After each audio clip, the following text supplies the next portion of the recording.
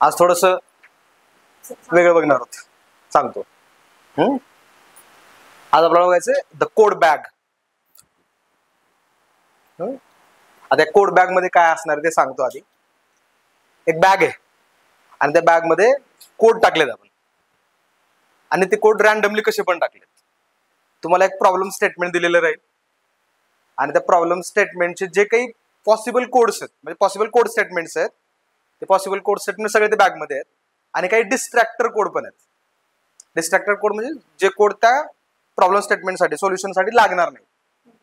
तुम्हाला काय करायचंय, त्या कोड बॅग मधलेच कोड स्टेटमेंट्स यूज करायचे, ते रिअरेंज करून तुम्हाला तुमच्या प्रोग्राम सोल्युशनसाठी यूज करायचे. आणि जे स्टेटमेंट्स गरजेचे नाहीये ते यूज करायचे नाही, एलिमिनेट करायचे. बरोबर? कळलंय कोड बॅग काय?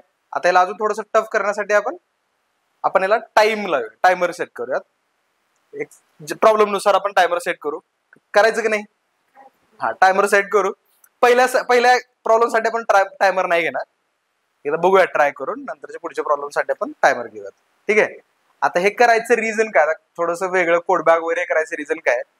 आता आपण कॉलेजचे असाइनमेंट असू दे, क्लासमधले काही प्रॉब्लेम्स असू दे, प्रोग्राम्स असू दे, तुम्ही पहिले काय करता, चॅट जीपीटी करता. बरोबर आहे? चॅट जीपीटी करून त्याच्यामध्ये जे काही कोड येईल ते कोड डायरेक्ट आहे तसं लिहून काढायचं आणि सबमिट करायचं. मॅक्झिमम मला माहिती मुलं असं करतात. बरोबर ना? कॉलेजच्या असाइनमेंटसाठी तर करतातच करतात. तर जो कोड तुम्हाला चॅट जीपीटी देतोय तो कोड तुम्हाला ऍटलीस्ट समजला तरी पाहिजे.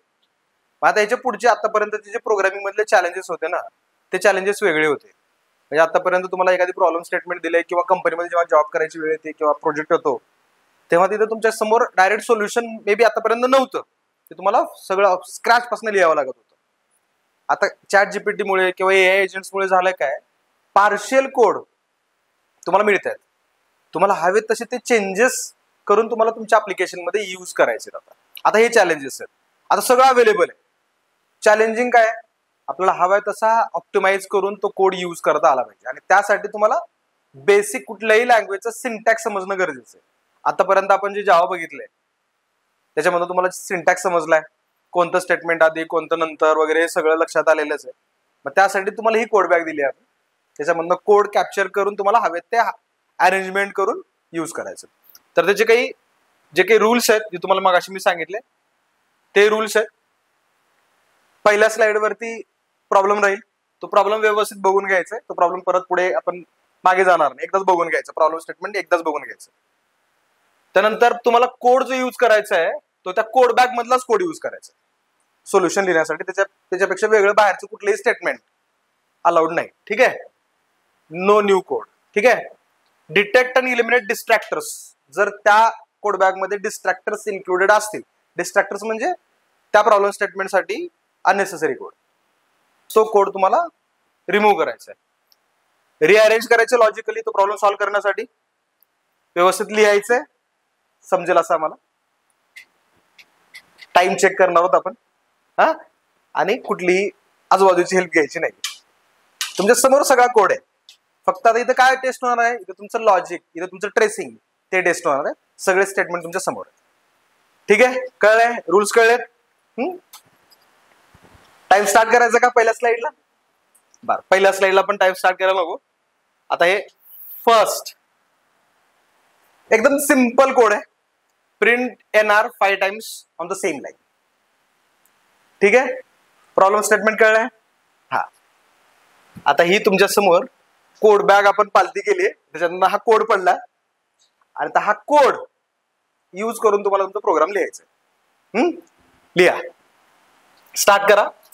तोपर्यंत इकडे टायमर चालू करूयात. फक्त बघूयात तुमचं किती वेळात संपते.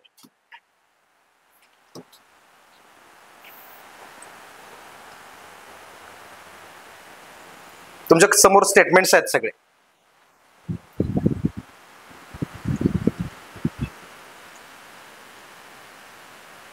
फक्त लूप्सचा कोड आहे. तिथं स्कॅनर वगैरे असं काही लिहिलं, जिथं असेल तिथं तो लिहिणार आपण. ठीक आहे?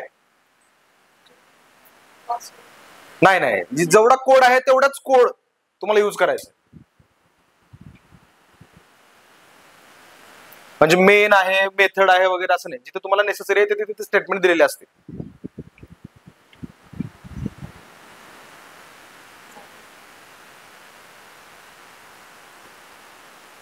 श्रावणीचं झालाय फर्स्ट. म्हणजे श्रावणीला 40 सेकंद पण नाही लागले.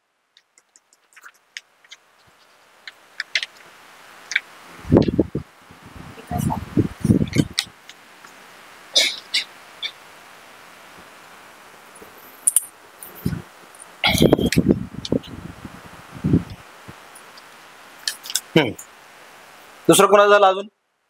झालं? Yes second. यशला किती मिनिट? 1 मिनिट लागला. झालं?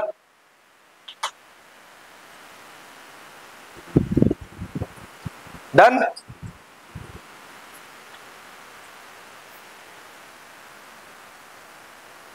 साधारण 1.5 मिनिट लागला तुम्हाला. एकदम सिंपल होता. आणि याचं करेक्ट आन्सर जे आहे ते हे असंच लिहिले का सगळ्यांनी? बघा बरोबर आहे. I equal integer I variable declare केलाय. आय इक्वल टू 1 1 to 5 आपण चाललोय. एनआर प्रिंट केलंय. आय प्लस प्लस हे स्टेटमेंट बरोबर. ठीक आहे. चॅलेंज कळलंय. समजावं म्हणून हा प्रॉब्लेम सोपा ठेवला होता. हा आपण नेक्स्ट प्रॉब्लेम कडे जाऊ.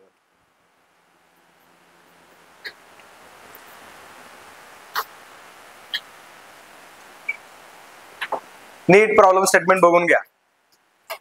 Print alphabet triangle AB ABC ABCD.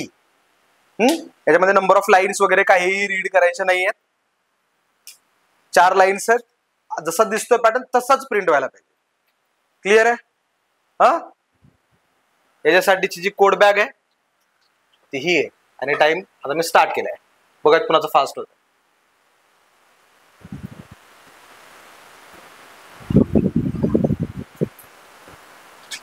आणि तो मुद्दा म्हणून आपण असा टिल केलाय बरं का, बॅग मधनं पडलाय म्हणून. ट्राय करा.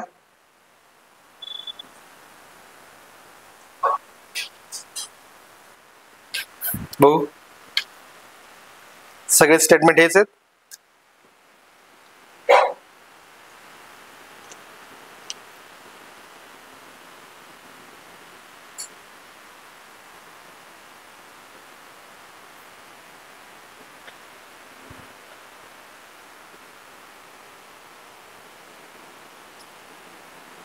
घाई केलीस थोडीशी. नाही स्टेटमेंट यूज झाले. बघ परत बघ.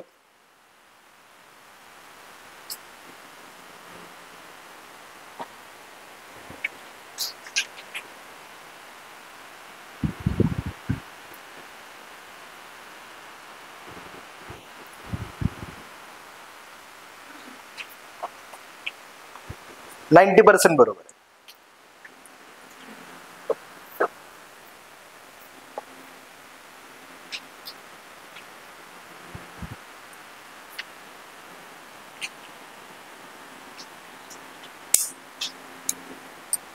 SC डॉट नेक्स्ट इन त्याच्यामध्ये लिहिलंय का मी? नाही, अननेसेसरी कोड लिहिलायच की.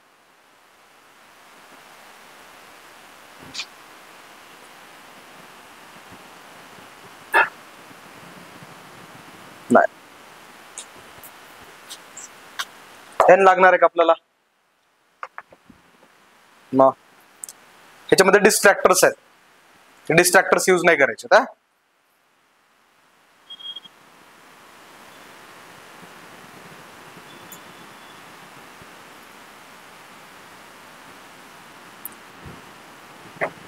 जे नाही ते स्टेटमेंट्स यूज केले असतो. CH प्लस ए कुठे आहे? सॉरी, ये ना नोटबुक तुझी दे ना.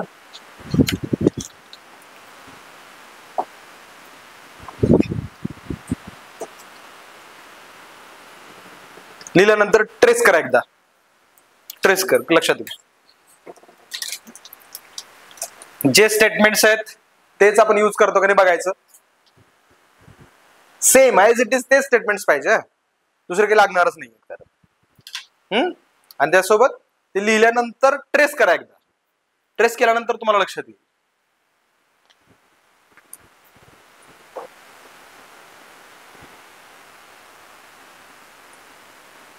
ट्रेस कर.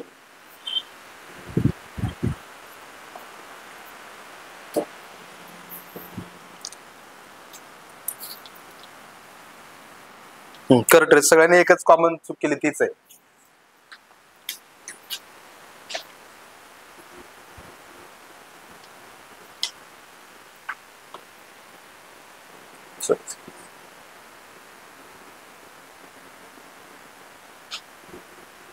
तेच तेच परत माझं म्हणतात सगळ्यांनी सेम तोच कोड लिहिलाय. आणि हे सगळं तुम्ही ट्रेसिंग न केल्यामुळे झालं.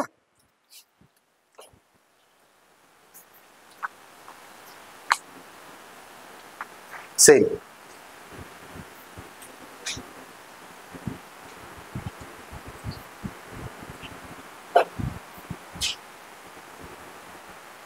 Yes correct. येस बरोबर आहे. 5 मिनिट लागली. तुझं आधीच झालं. ठीक.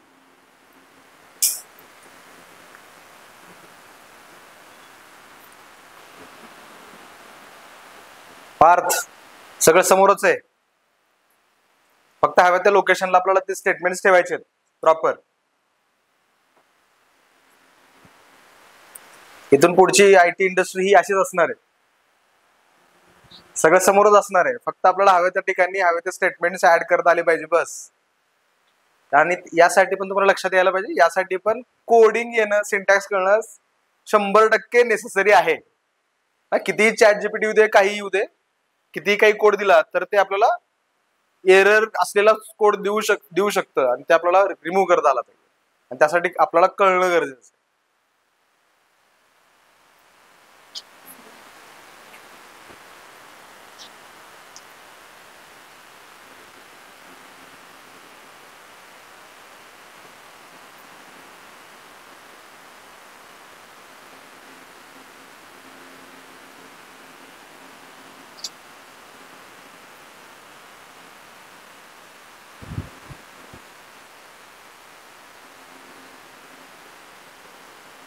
तुम्ही टाइमचा स्ट्रेस घेऊ नका.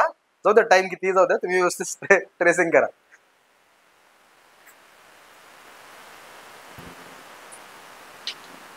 ट्रेस कर बघ.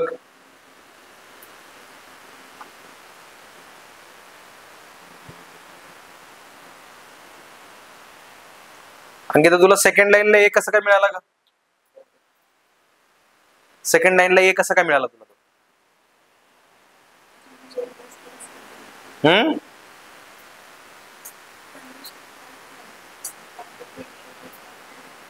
प्रिंट नेक्स्ट लाईनला आले तू, त्याच्या पुढचं ब्रॅकेटने वर आलेस, आय प्लस प्लस झाला. त्याच्यानंतर I is less than equal to 4 आहे, परत आतमध्ये आली तू. पुढे जे इज इक्वल टू 1 झालं, जे is less than equal to 2 correct आहे. परत आतमध्ये गेल्यानंतर काय प्रिंट करणार? सीएच. सीएच काय होतं तुझा? हे कसं काय प्रिंट होईल? सीएच तुझं मग असं बी झालेलं आहे. नीट बघा, तुम्ही proper statement by statement tracing करत नाहीये.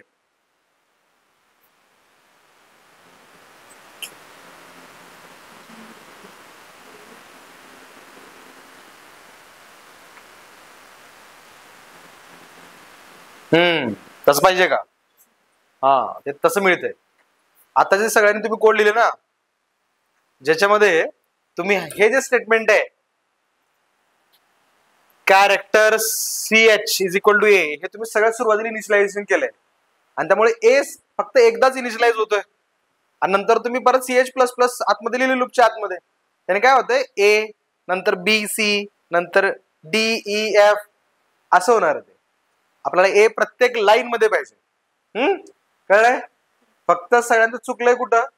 हे जे स्टेटमेंट आहे char CH is equal to A, हे तुम्ही जे आधी टाकले ते फॉर पहिला आयचा जो लूप आहे ना त्याच्या आतमध्ये पाहिजे. तेवढं एकच चूक आहे, बाकी सगळ्यांचे बरोबर आलेले. तरी आपल्याला जवळपास 10 मिनिट लागले बरं का. हा ठीक आहे. याचा करेक्ट कोड जो आहे तो हा करेक्ट कोड बघा.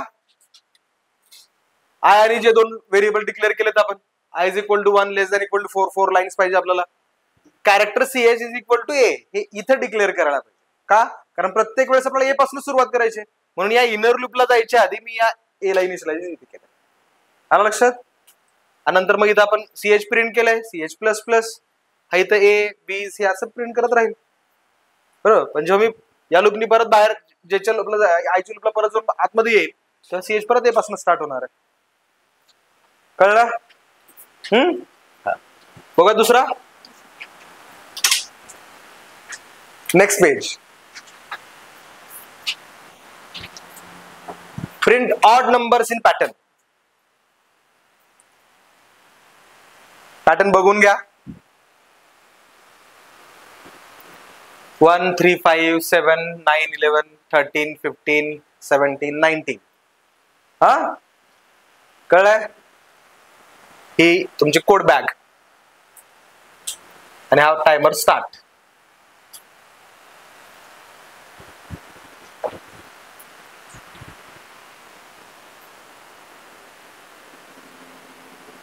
एका ठिकाणी चूक केलीस तू. स्टेटमेंटचा सिक्वेन्स थोडासा रॉंग झाला, बाकी बरोबर आहे. ते नम प्लस इक्वल टू 2 जे लिहिलेस ना तू, ते प्रिंट केल्यानंतर लिहायला पाहिजे. आधी 1 प्रिंट व्हायला पाहिजे. परत याच्यातच करतेस.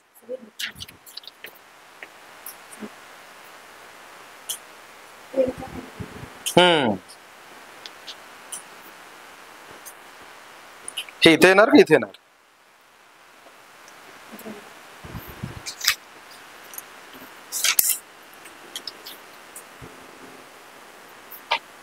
करेक्ट. तू पेनने लिहित जा ग. बरोबर.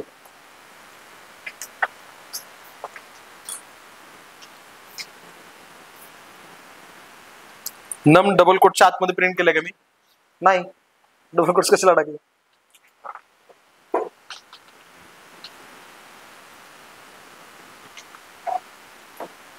बरोबर. पण पेन्सिलच लिहिली.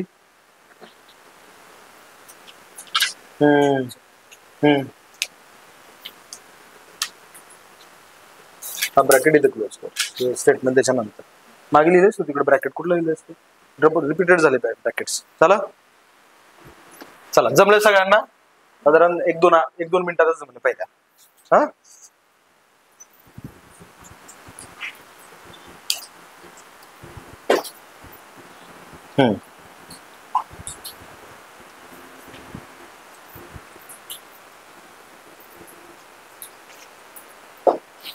बरोबर. हा ब्रॅकेट इथे क्लोज व्हायला पाहिजे. त्याच्यानंतर प्रिंट.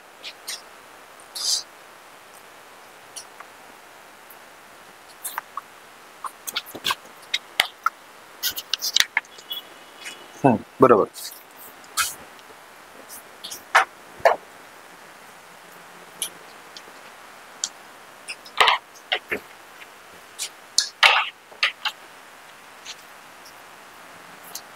त्याचं करेक्ट आन्सर हे आय जे नम इज इक्वल टू 1.